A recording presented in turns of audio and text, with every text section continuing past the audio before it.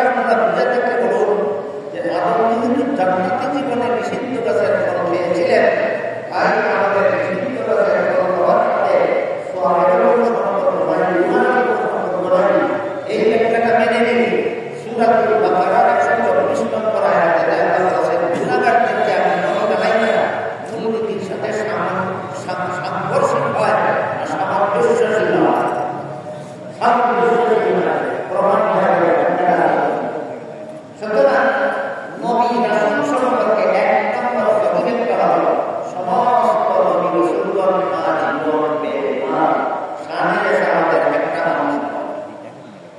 এই ইসলামের এই মতবাদটা সমস্ত নবী রাসূলগণ জীবন পেয়ে এই ইসলামের এই মতবাদটা শানের সাথে একটা অংশ। শানের সাথে একটা অংশ। শানের সাথে নবীর মর্যাদা, নবীগণের মর্যাদা, নবীগণের মর্যাদার মধ্যে একটা মর্যাদা হল তারা আজীবন পেয়ে যাবে।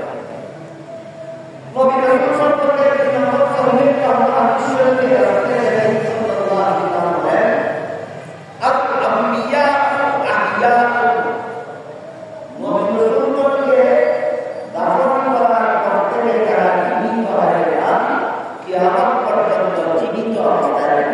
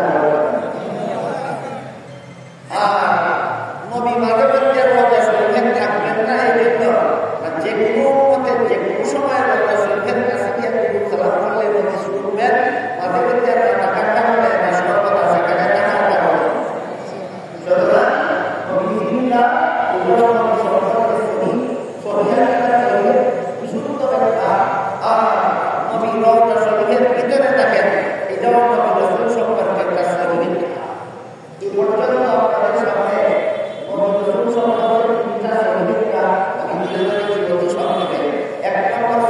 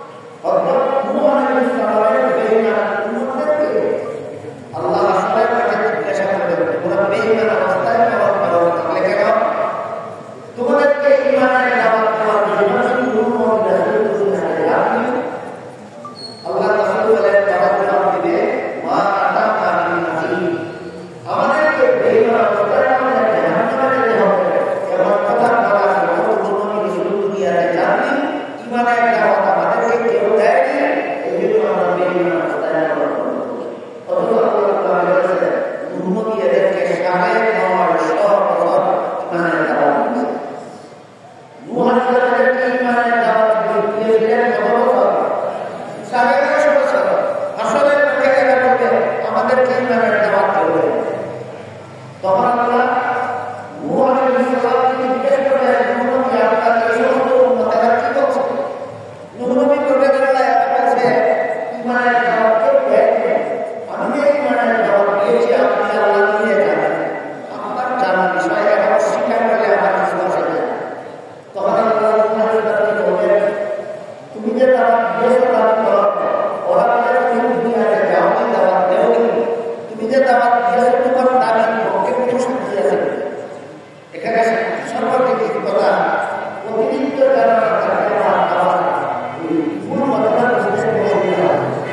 সাক্ষী সম্পর্কে একটা সঠিক কথা আগে থেকে আমাদের যাওয়া হলো। আল্লাহ আদালতের বিচারের জন্য সাক্ষীর দরকার হয় না, সাক্ষীর দরকার হয় মানুষের আদালতের বিচারের জন্য।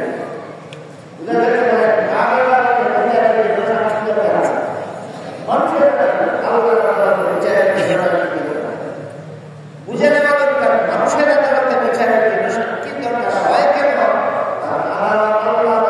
বিচারের জন্য সাক্ষীর দরকার হয় না।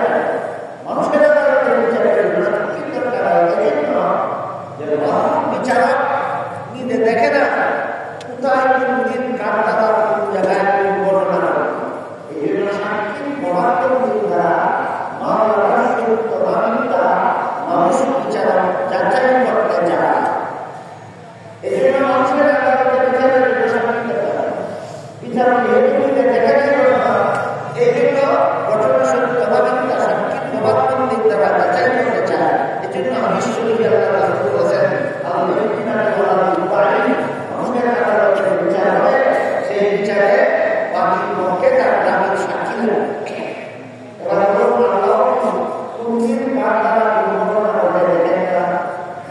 দেখেন আল্লাহ সাক্ষী দ্বারা তার ঘটনার সত্যতা যাচাই করতে যাবেন কেন? এই জন্য আল্লাহ আদালতের বিচারের জন্য সাক্ষী দরকার। এবং বিভিন্ন আয়াতে তারা বলেছেন সাক্ষীর জন্য আল্লাহ এই যথেষ্ট, সাক্ষী হিসাবে আল্লাহ এই যথেষ্ট, আল্লাহ আদালতের বিচারের জন্য সাক্ষী দরকার হয় না। এতটুকু কথা মনে রাখার পরে এবার পুরো ঘটনার দিকে দেখেন। বেঈমানেরা যখন বলে আমাদেরকে এই ইমানের দাওয়াত দেয়নি, তখন আল্লাহ নূহ আলাইহিস সালামকে জিজ্ঞেস করেন, আপনি বলতেছেন দাওয়াত দিয়েছেন, দাওয়াত দেননি, আপনি যে দাওয়াত দিয়েছেন আপনার পক্ষে কোনো সাক্ষী আছে? এতক্ষণ বললাম আল্লাহর বিচারে সাক্ষী দরকার হয়। নূহ নবীর কাছে আল্লাহ সাক্ষী তলব করবেন কেন? এই প্রসেস হলো নূহ নবী দুনিয়াতে আসছিলেন কিনা, দাওয়াত দিয়েছিলেন কিনা, তারা গ্রহণ করেছিল কিনা,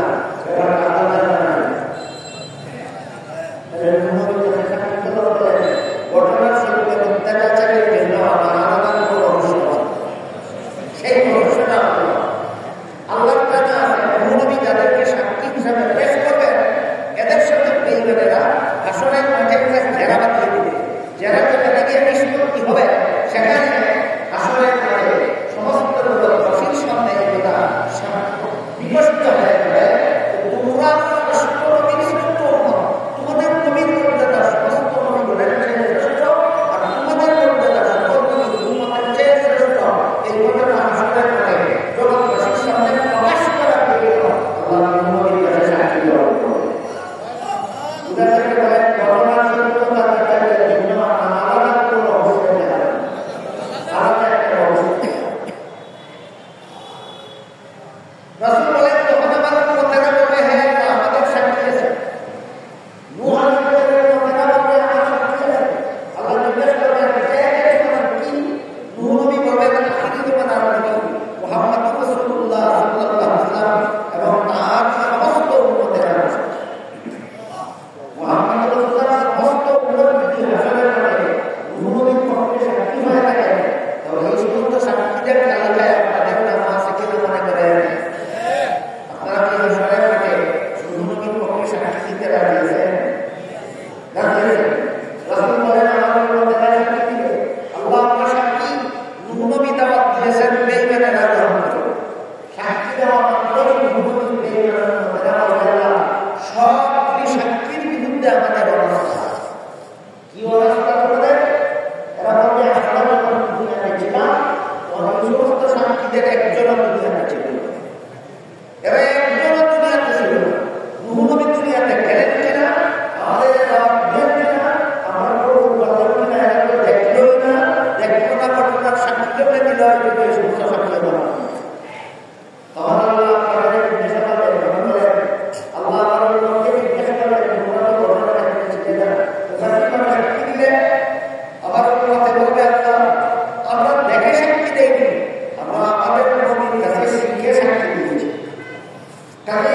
ব্যাপারে যদি কোনো ভেড়াটা করতে হয় আমরা জবাব দিতে পারি। আমাদের যে নবী আমাদেরকে ঘটনা শিক্ষা দিয়েছেন মানুষ সাথে ভেড়াটা করবো, তখন রাসূল বলেন আমাকে জিজ্ঞেস করেন কি ব্যাপার, আপনার মধ্যে সাক্ষী দিল, জানলো কিভাবে? এই প্রশ্ন করার পরে তারা বলে আপনার কাছ থেকে জানলো। এবার বলুন তো আপনি ঘটনা কি? তখন রাসূল বলেন এই কুরআনে আপনি নিজে বলে দিয়েছেন, নবী দাওয়াত দিয়েছেন, বেঈমানের দাওয়াত করেছেন। আমি আপনার কুরআনে পেয়ে আমার লোককে শিক্ষা দিছি, আমার শিক্ষা পেয়ে শিক্ষা দিছি। আর আপনার কুরআন যদি শুনতে হয় তাহলে আমার শিক্ষা দেওয়া সত্য, আমার শিক্ষা দেওয়া যদি সত্য হয়, আমার উম্মতের সাক্ষী সত্য, উম্মতের সাক্ষী যদি সত্য হয়, নবীর দাবি সত্য, নবীর দাবি যদি সত্য হয়, বেঈমানের অবস্থা বাকি। তখন আল্লাহ এই সিদ্ধান্তের উপর বিচারের রায় ঘোষণা করেন। এই ঘটনার মধ্যে নবীর পক্ষে আল্লাহ নবীর উম্মতকে সাক্ষী হিসাবে গ্রহণ না করে একমাত্র মুহাম্মদ রাসূলুল্লাহর উম্মতকে সাক্ষী হিসাবে গ্রহণ করে হাসরের মাঠে যখন মানুষের সামনে প্রমাণ করবেন আল্লাহর কাছে সকল নবীর উম্মতের চেয়ে মুহাম্মদ রাসূলুল্লাহর উম্মতের মর্যাদা আছে। উম্মতের সাক্ষীর বিরুদ্ধে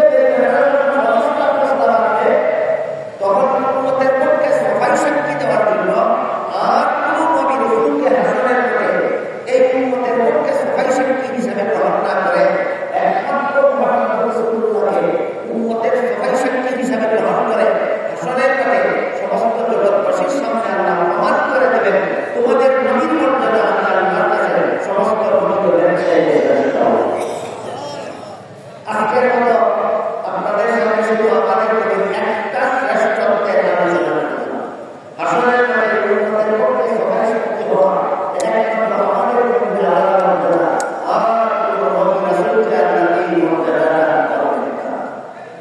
তাহলে আমরা সমষ্টিগতভাবে অন্যান্য নবীর মর্যাদা আজকে মর্যাদা সম্পর্কে তিনটি কথা জানলাম যে সমস্ত নবী রাসূলরা আল্লাহর বেগুনাহ থাকেন, সমস্ত নবী রাসূলরা তাবারক করে জীবিত থাকেন, সমস্ত নবী রাসূলরা জীবিত অবস্থায় পরকালের ভিতরে অবস্থান করেন।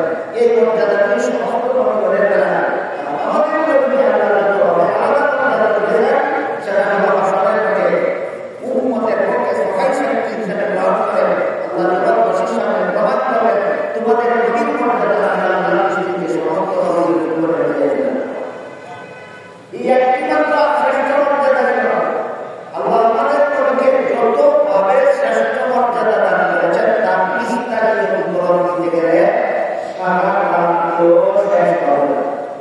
শুধু সংক্ষেপে একটা ঘটনার প্রতি ইশারা করে ইঙ্গিত করে আজকের আলোচনা শেষ হয়েছে। আপনারা অবশ্যই মেরাজের ঘটনা শুনে থাকবেন। মেরাজের ঘটনায় জিবরিল ফেরেশতা আমাদের নবীকে নিয়ে যখন বাইতুল মুকাদ্দাসে উপস্থিত হলেন, আল্লাহ সমস্ত মুসলমানকেও সেখানে একত্র করে দিয়েছে। এটা হাদিসে উল্লেখ আছে, এই জন্য আমরা বিশ্বাস করি নবীগণকে আল্লাহ সেখানে উপস্থিত করে দিয়েছে। কিন্তু টেলিভিশনের পর্দা যদি আমার